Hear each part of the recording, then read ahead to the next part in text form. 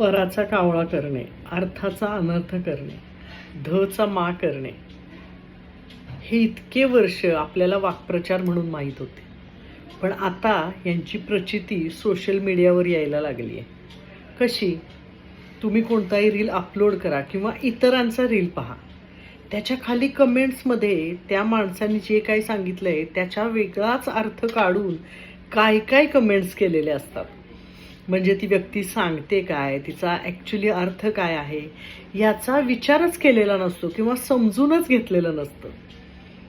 अर्धवट ऐकून लगेच त्याचा काहीतरी वेगळाच अर्थ काढून लगेच भरपूर कमेंट्स केलेले असतात. म्हणजे माणसांची सहनशक्तीची मर्यादा संपली आहे. पूर्ण 1-2 मिनिटाचा रील त्यांना बघताच येत नाही. पहिल्या 2-4 वाक्यात पुढे असं असू शकेल असा विचार करून वाटेल त्या कमेंट्स करायला सुरुवात करतात. मानवी स्वभावाचे इतके नमुने कमेंट्समधून आपल्याला दिसतात, पाहायला मिळतात. आणि मनात विचार येतो की का लोक व्यवस्थित समोरच्याचं म्हणणं ऐकून घेत नाहीत?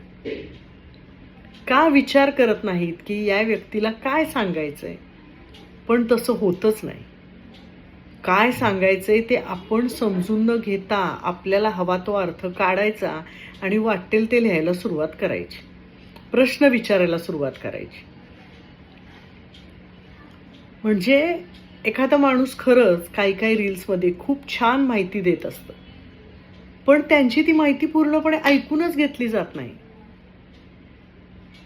माहिती जाणून न घेता, अर्थ समजून न घेता, आपल्याला काय वाटतंय तो विचार करून त्याच्यावर आपल्या मनाला येईल ते लिहिणं, हे सोशल मीडियावर हल्ली खूप कॉमन झालं आहे.